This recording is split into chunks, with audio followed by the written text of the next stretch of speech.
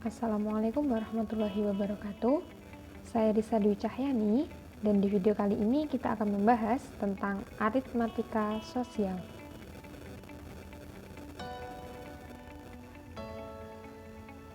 Nah, dalam membahas aritmatika sosial kita akan membahas 3 hal pokok, yaitu yang pertama, harga jual, harga beli, untung, rugi, dan impas.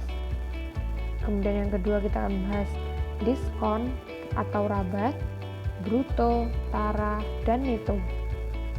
Dan yang ketiga kita akan membahas bunga tunggal dan pajak. Sebelum itu, mari kita mengenal dulu aritmatika sosial. Aritmatika sosial adalah konsep pada pembelajaran matematika yang umumnya digunakan pada kehidupan sehari-hari. Dalam materi ini membahas mengenai untung, rugi, diskon, bruto, tara, neto, bunga, dan pajak. Yang pertama kita akan membahas tentang harga jual, harga beli, untung, dan rugi. Yang pertama, harga jual. Harga jual adalah harga barang yang ditetapkan oleh penjual kepada pembeli. Kemudian yang kedua adalah harga beli. Harga beli merupakan harga barang dari tempat pembelian seperti pabrik, grosir, atau tempat lainnya yang mana barang tersebut akan dijual kembali. Yang ketiga, untung atau juga bisa disebut dengan laba. Nah, untung atau laba adalah selisih antara harga penjualan dan harga pembelian jika harga jual lebih dari harga pembelian awal. Kemudian yang keempat adalah rugi. Rugi adalah selisih antara harga penjualan dengan harga pembelian jika harga jualnya kurang dari harga pembelian awal.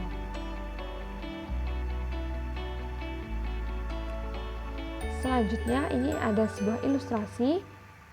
Yang pertama, jika harga beli suatu barang ada Rp12.000, kemudian barang itu dijual dengan harga Rp14.500, maka selisih dari Rp14.500 dan Rp12.000 kita ketahui adalah Rp2.500. Nah, ternyata harga jual ini lebih besar daripada harga beli.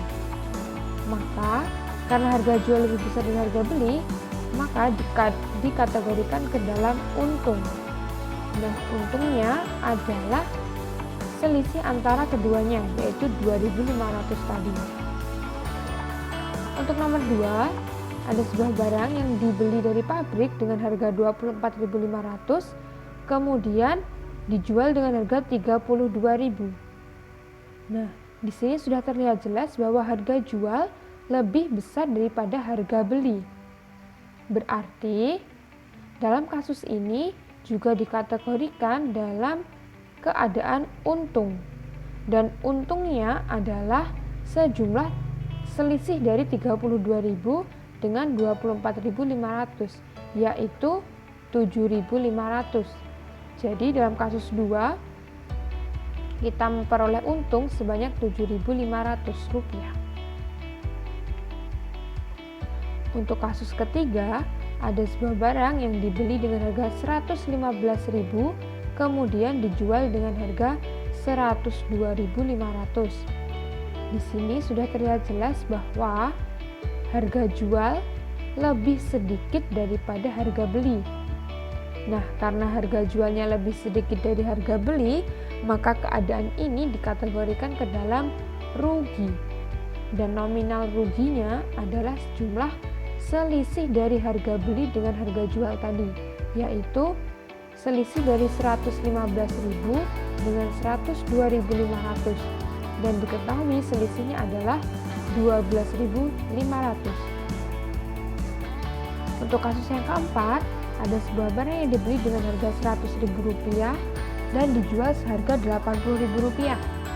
Nah, dalam keadaan ini terlihat jelas bahwa harga jual lebih sedikit daripada harga beli, maka juga dikategorikan dalam keadaan rugi. Nah, dan nominal kerugiannya adalah selisih dari Rp80.000 dan Rp100.000, yaitu Rp20.000. Untuk keadaan yang kelima, ada sebuah barang yang dibeli dari produsen dengan harga Rp75.000, kemudian dijual dengan harga Rp75.000 juga. Nah, karena harga jual dan harga belinya sama, maka dalam kasus ini tidak dikategorikan untung maupun rugi. Namun kasus ini disebut impas.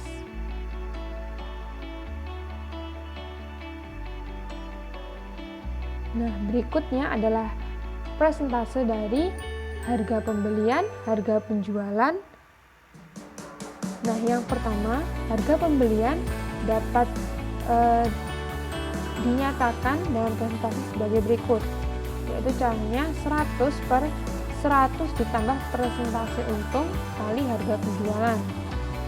Atau bisa juga untuk keadaan yang ketiga, harga pembelian yaitu 100/100 dikurangi persentase rugi kali harga penjualan. Nah, untuk harga penjualan persentasenya adalah 100 ditambah persentase untung per 100 kali harga penjualan. Atau untuk keadaan keempat, 100 dikurangi persentase rugi per 100 kali harga penjualan. Nah, jadi ini bisa digunakan sesuai dengan kebutuhan kalian, sesuai dengan apa yang diketahui di dalam soal.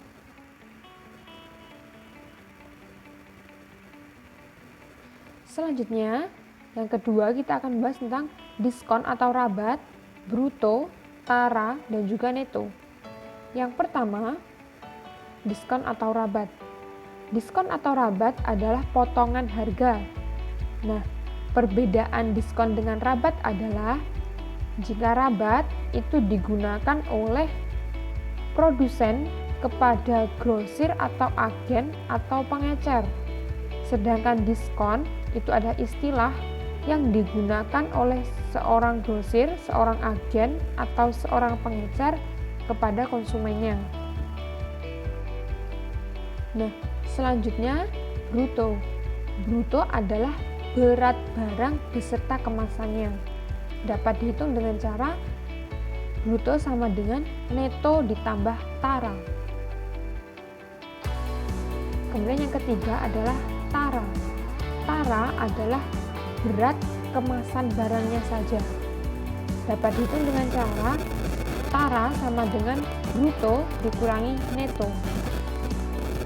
Nah, persentase tara dapat dicari dengan sebagai berikut, yaitu tara per bruto kali 100%.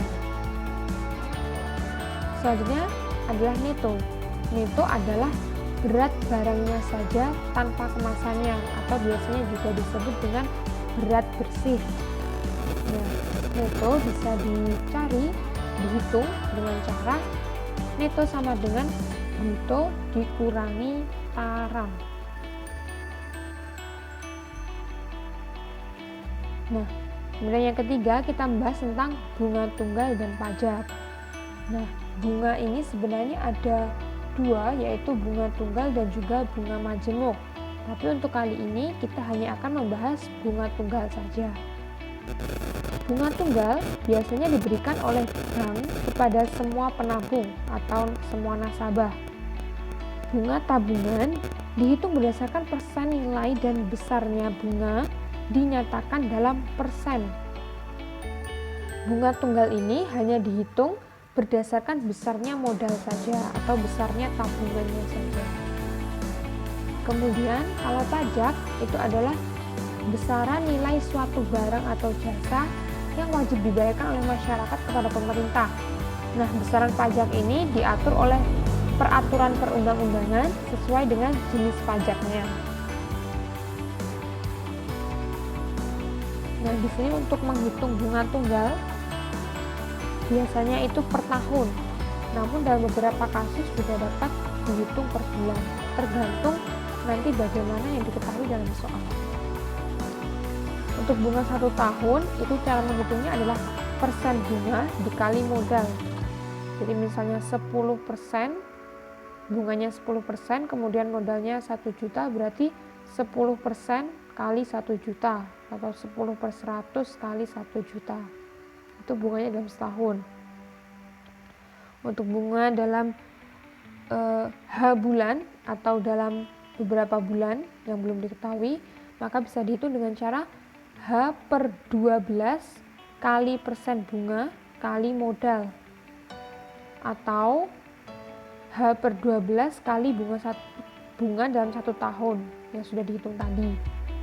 Nah, kenapa kok H/12? Nah, ini H/12 ini maksudnya adalah H nanti adalah bulan yang ingin kita hitung berapa bunganya. Jadi misalnya kita ingin menghitung bunganya dalam 2 bulan, berarti H-nya adalah 2. Kemudian kenapa 12? Karena dalam 1 tahun ada 12 bulan.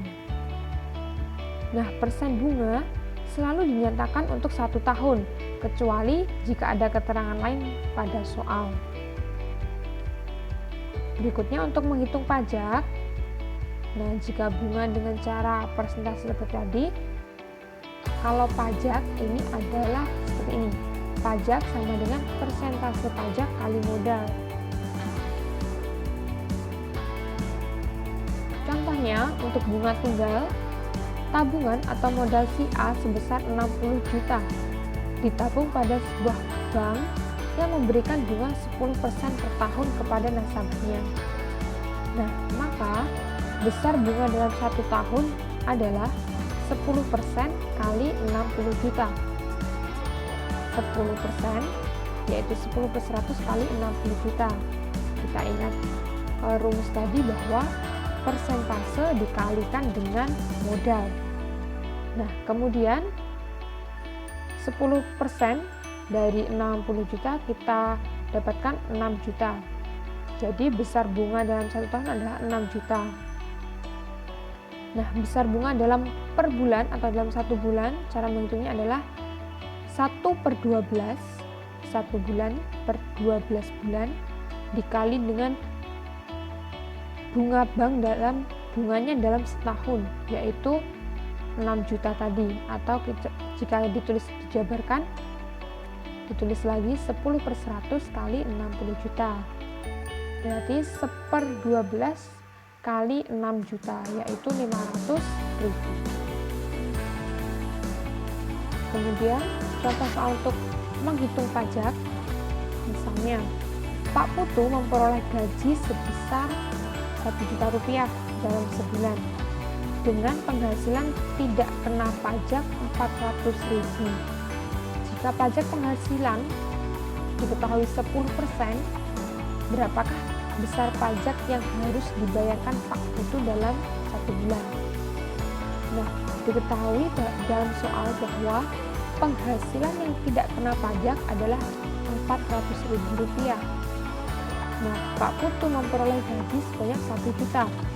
Berarti penghasilan Pak Putu yang kena pajak adalah 1 juta dikurangi penghasilan yang tidak kena pajak 400.000. 1 juta dikurangi 400.000, kita peroleh 600.000.